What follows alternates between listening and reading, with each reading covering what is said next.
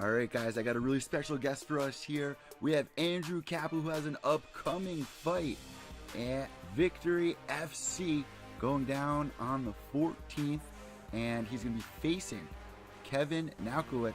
What's going on, Andrew? How you doing? What's up, man? I'm doing great. I finished my morning strength conditioning routine and had some lunch. Just talking to you. So I heard you got a little sleeping baby with you. So you're a father, which changes things up as a fighter as well, huh?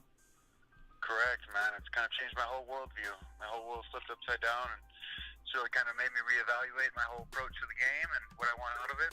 And yeah, it's kind of a big deal. Well, you got some good momentum building up behind you. And before we talk about your fight, man, compare what fighting was like before, having a child, or were you a father your whole career? Did you have a young one at a young age? No, he's 2 years old, but it just kind of changed the way I view about what I wanted to get out of life. I've been pretty active fighter for a long time, but just not focusing on any kind of accomplishment. Enjoying getting better and challenging myself and just training, living day by day type deal. But really kind of changed my perspective on a future and what I want to accomplish when he was born. So, bit of a surprise to me. So you actually, I'm pretty sure you fought for Lion Fight as well in Muay Thai, right? Correct. I took a fight against Lemaire on like 11 days notice or 10 days notice. Yeah, I wanted a rematch with them really bad. They don't really pay very well, but it was something I wanted to do just to prove that I could beat them again. Unfortunately, I came up short because I didn't have my conditioning sorted out at the time. But yeah, it was a learning experience for sure. That's what a lot of fighters seem to do. Even Chris Cyborg fought for them at one point. Yeah. And the States are probably one of the bigger organizations for particularly Muay Thai. So yeah, they actually have. I have a couple guys for Lion Fights coming on here, but also a couple guys on this card that you're going to be fighting with, including your opponent. So what do you know about your opponent, Kevin? I mean, I know one of my teammates right now is Neil Magny. He fought him way back in the day. Yeah, I've just been watching tape on him. He hasn't lost since 2013, and he's got a good record. He's a gamer. So I know some dangerous things about him. So I'm excited for this fight. Let's see, Neil Magny back in 2011. Wow. Yeah. Wow. And yeah, I know this dude's a vet. He's been fighting for a long time, so he definitely brings that to the table, which is one of his strengths. With fight IQ as well, I'm pretty sure. So, does that motivate you a lot here? Since he does have, quite the list of, he's 19-3 right now, a win over him, right. Stopping his momentum. You got momentum building too, which is always fun if you're a fan watching. So, what are you doing to get ready for this? That must be a huge motivating factor. Yeah, definitely. Well, I've been training with the elevation guys up here predominantly. I finally got on a strength conditioning program. I've never done that before, so I feel like I've leaned out and gained a little more muscle. So I'm feeling pretty good, pretty physically prepared, mentally as well. So it's just been a long, strong camp, and yeah, man, I think I got a really good camp out here, and there's a lot of good training vibes out here. There's a lot of people who are competing same weekend.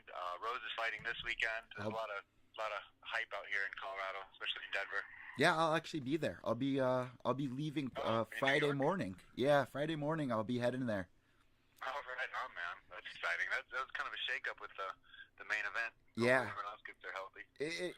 It also adds to it as well. Right. Some more hype. So it all works out. I also see on this card, man, Asker is on this card. Are you familiar with Asker?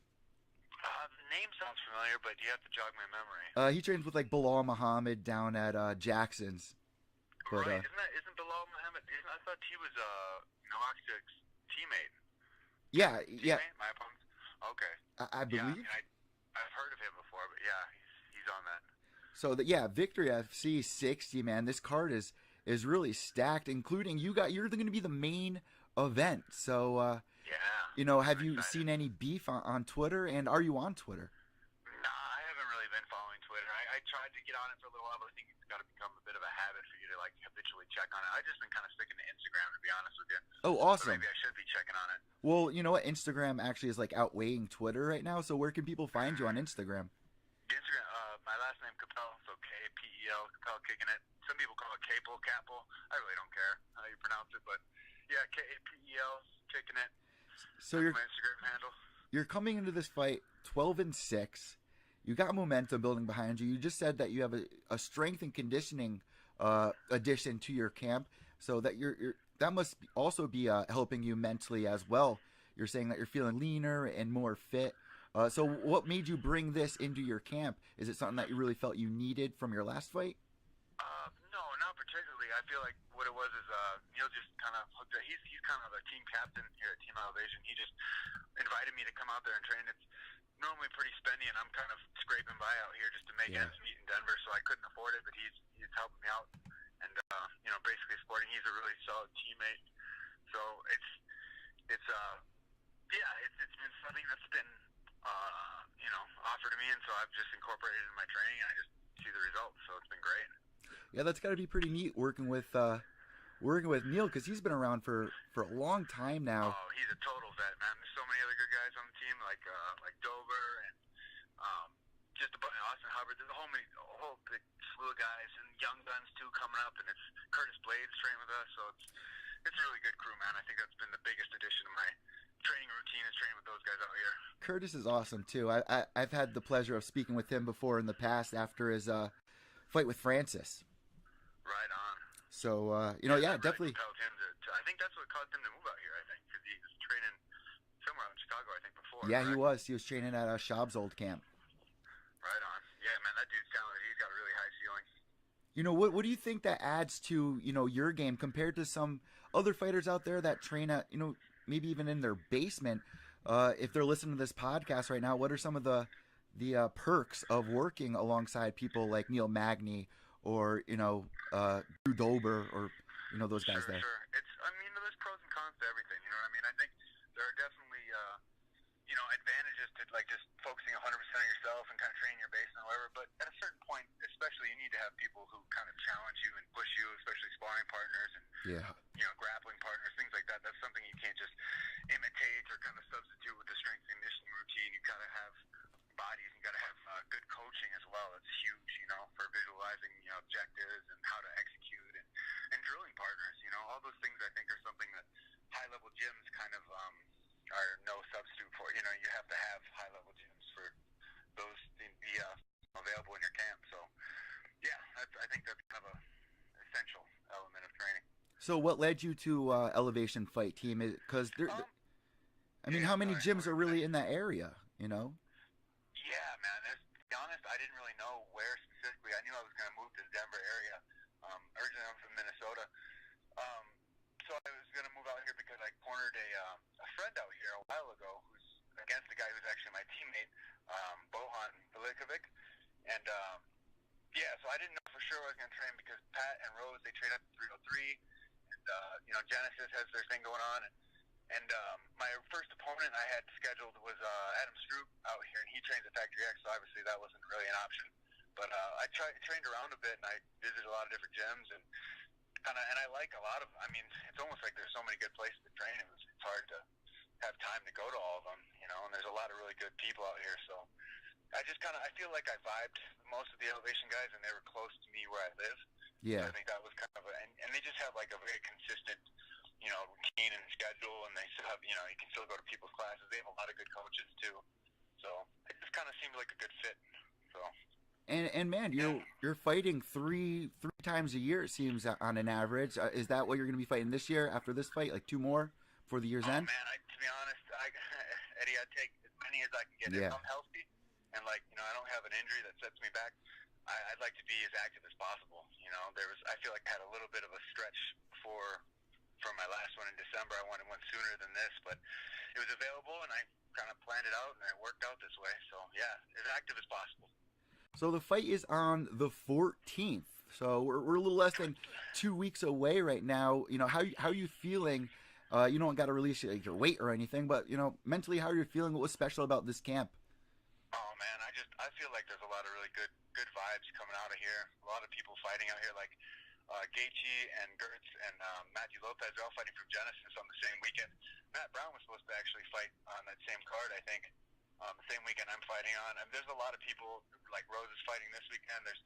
it's just a lot of high-level competition out here, and there's a lot of other shows that, you know, are local or smaller ones where guys are training out here and they're fighting out there. Like one of my teammates, Chepe, he's fighting on this card as well, the VFC card. So it's just a lot of people competing. It's really active, and it just kind of, I think, brings a lot of positive energy to the training camp and just anticipation for performing, you know.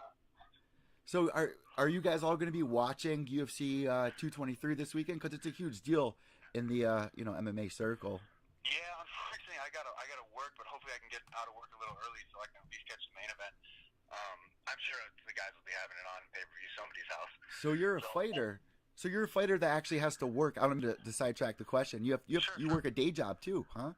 Oh, absolutely, yeah, man. I mean, the goal is always to get to the point where you can just get by, paying rent and food without needing to work a day job. But it's, especially living out in Denver, the cost of living is kind of high, and car insurance and cell phone bill, like, you really gotta work. You gotta make a little bit of money to just get by. So yeah, I work at a bar, so the weekends are kind of soaked up. Oh, so maybe you can even watch the fights at work. Unfortunately, not at this one. A lot of sports bars could. I should get a job at a sports bar, actually. You got to get a job at Buffalo Wild Wings if you want to watch UFC. Exactly. That's great. But yeah, are you guys going to be watching the fights together, or you said you're going to be working? But I had before. No, I'm definitely like I've done both. Like I've skipped off to a sports bar just to check some fights real quick. But I'm not drinking very much or anything, so I just go in there, have a pint, and some water, and watch the fights as much as I can. But a lot of times, yeah, as a team, we'll all watch fights together. That's a pretty fun experience. Yeah, man, you were just talking about Justin Gaethje and even Neil. I mean, everyone has their story of making it big, and VFC is a great platform for any fighter trying to make it. I mean, I remember interviewing Justin Gaethje like almost 3 years ago when barely anybody knew who the kid was, and to see where he is now. I've seen this happen to so many fighters, but it's cool seeing them from this platform. When I came to visit, actually, I went to spar at Genesis, and I was training with Gaethje, and he introduced himself. I know who you are, bro. Like, this is before he was signed to UFC, but like, people who follow MMA knew that he was like, it was only a matter of time before he's fighting on the really, really big stage, because he was like World Series of Fighting his main prospect. But he's a really humble dude, and he's got no off switch. I'm a big fan, and I think most people are.